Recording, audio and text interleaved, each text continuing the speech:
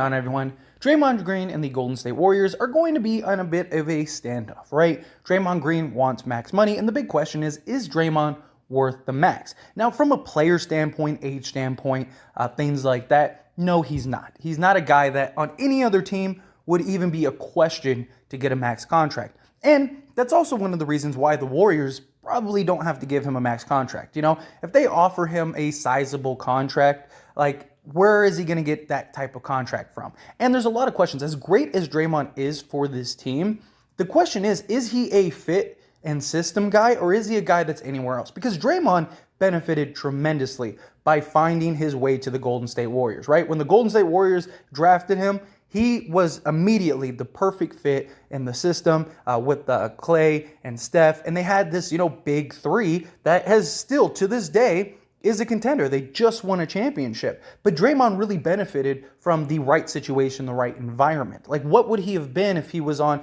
the Orlando Magic or something like that, or the Sacramento Kings? Like, would we be talking about Draymond the way that we have over the last several years? And I think Draymond is a great player. I've always liked him. Even back in Michigan State, I thought he was fantastic. I thought he was a guy that could really find a role in the NBA. But the type of role and the level that he was catapulted to was really because of the system and environment he was in. But that being said, when you're talking Draymond Green, for the Golden State Warriors, probably have to give him the max or pretty close to it. I don't know if they'll fully max him out, but I could see them giving him more money than probably anybody else. Steph is in his corner. Steph recently came out and said, the three of us are a package deal, him, Clay, and Draymond. The Warriors have had chances in the past. There were several deals that were almost done, right? Steph was supposed to go to Milwaukee. Clay was supposed to be traded for Kevin Love. Like, that was a deal that was seriously just about to be done. And then they decided not to do it no more. So, who knows what could have been if that would have happened. But luckily for the Warriors, they made the right decision. They had this trio, and this trio has blossomed and really benefited together.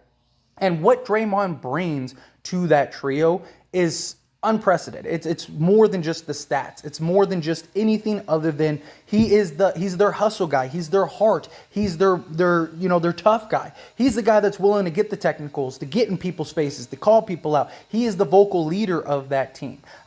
Steve Kerr is a great player coach, stuff like that, but you always need a guy in your locker room who has the respect of all the players and can relay, hey, you're dropping the ball. You're not doing what you're supposed to be doing. Get in somebody's chest. Have a real conversation. Stuff like that. Because there's a lot of things that coaches can't portray, can't get across. They don't want to lose their locker room, stuff like that. So to have a guy like Draymond who can just snap off on anybody and everyone listens, that is extremely powerful in and of itself. And then all of the little nuances, him accepting his role, the things that he provides this team, the playmaking, the defense. He's still a really solid defender, even for his age, his size. He's always been a great, rebounder, defender.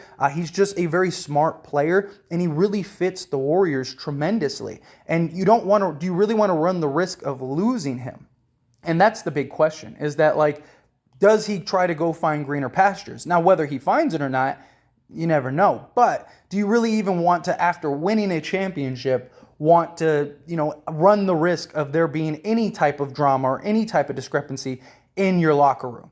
And look, the Golden State Warriors are already paying a ridiculous amount in luxury tax, and it's only going to continue, right? Because you have Draymond Green, but beyond that, you have Jordan Poole and Andrew Wiggins. You're likely losing at least one of them, if not both of them, especially if you sign Draymond Green. Because Jordan Poole, he's going to be up for an extension. He's going to want max money. Andrew Wiggins, maybe he takes a little pay cut, but how much of a significant pay cut is he going to take? Not just that, but he was huge for you during the playoffs, right? Personally, if it's between Andrew Wiggins and Jordan Poole, I'd probably keep Wiggins just because Wiggins provides a lot more than Poole. Poole could end up being the better player, but what the Warriors need is a guy like Wiggins, a guy that can guard the best player on the other team, that can get the hustle plays, that is capable of getting you 20 a night but doesn't need to. Andrew Wiggins is the perfect third or fourth option on the Warriors team, and he was the most consistent next to Steph. He single-handedly helped them win games. He was huge for the Warriors. So if I'm the Warriors, I'm going to do whatever I can to keep Andrew Wiggins. But Jordan Poole's likely the odd man out, especially if you re-sign Draymond Green. And that's not counting other young guys you have. Kuminga, Wiseman, all these guys you're going to have to pay at some point. And at that point, it's like, now what? You're going to have like $1 billion a year in luxury tax if you end up doing that. And so the Warriors are going to have some very tough decisions. And it might not even be that they want to get rid of Draymond. Draymond, again, he's a champion. He's been the leader of this team for so long. But at some point, you got to make business decisions, right? At some point, you got to say, hey, as much as we love you, as much as we want you here, we just can't. We got to think of what's the next 5 years from now? What's the next 10 years from now? And the Warriors are one of the few teams that are contenders right now and very likely continue to be contenders the next 5+ years. Just their system, their organization, the coaching, just the young talent that they have, everything. And of course, we don't know what the young talent will develop to be into, but they've showed some good signs and they have some really solid leaders on this team that are only going to make them better. And you still have Steph, Clay, and Draymond, hopefully for the next, at least 3 to 5 years probably. But it's at what point do you got to say we got to start thinking not just about today, but, next year, 2 years, 3 years, 5 years. And in the NBA, there's not really any 5-year plans anymore. 20 years ago, every team was like, what are we going to be in 5 years? And they would literally plan and they would save draft picks and they would, get players and do things to try to be a contender in 5 years, rather than let's do this now. Let's get this now. And we're seeing this wave of teams trying to go all in now. Let's win now. Who cares about draft picks 5 years from now? Let's do it now. And there are still teams that are, hoarding that stuff. But for the most part, even teams like the Knicks, they accumulated all these draft picks. And what are they doing? They're trying to get guys now. They're trying to get Donovan Mitchell. They signed Jaylen Brown, all that stuff. And the Warriors, they need to worry about the now. But as valuable as Draymond is, there is a certain point where it's okay, that's too much. We just can't meet that price. As much as we would love to, it becomes not worth it even with what he provides. I don't think the Warriors are going to give him the max. I don't think the Warriors should give him the max. But it wouldn't shock me if they did, because like I said, do you really want to stir the pot when you just won a championship? That's the big question. Do you want to run the risk of this being an issue? And now you have Steph upset if Draymond leaves. You have Clay upset if Draymond leaves. Do you really want that in your locker room is a big question. They're all professionals. They've won championships. I'm sure they'll be fine. But still, do you even want to run the risk? I'm not saying that Steph and Clay are going to demand a trade if Draymond leaves, but, you just don't want that animosity. You don't want that, we were a package deal from day one. We're still a package deal. Pay the man. What he's done is invaluable for this franchise. We weren't a contender until the three of us came here. We were a bottom feeding team forever, and then we came and changed the fate of this franchise. And that could be another argument in and of itself, right? Draymond, what he's given to this franchise, isn't that worth the money? We saw stuff like that, with Kobe. The Lakers paid Kobe, and everyone was like, why are you giving Kobe max money? He's at his last leg about to retire. But it was what he contributed to the team, what his legacy was, what he meant to the Lakers organization. It was a parting gift. It was a send-off.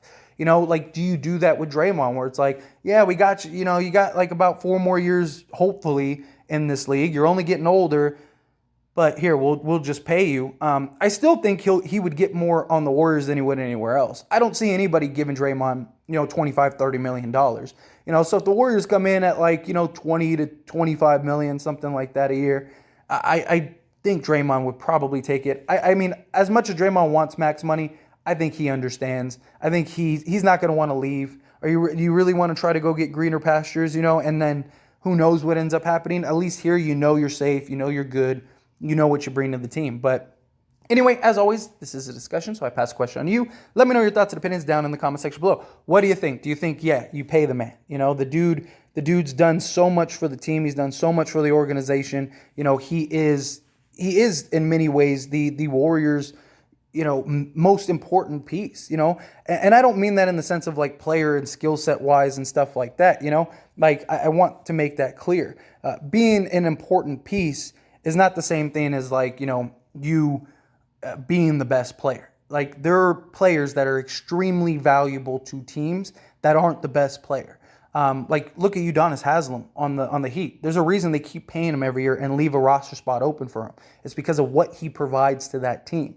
But, how do you feel about it? Do you think Draymond's worth the max? Do you think he's not? However you feel, let me know. Love to hear it down in the comment section below. That being said, hit that like button. Helps me out a lot. Lets me know you enjoy these types of videos, and I truly appreciate it. If you're not subscribed to the channel, hit that subscribe button, followed by the bell notification. Stay up to date with all things sports. Join this wonderful community and all of our discussions. I'll see you all in the next one. Thank you.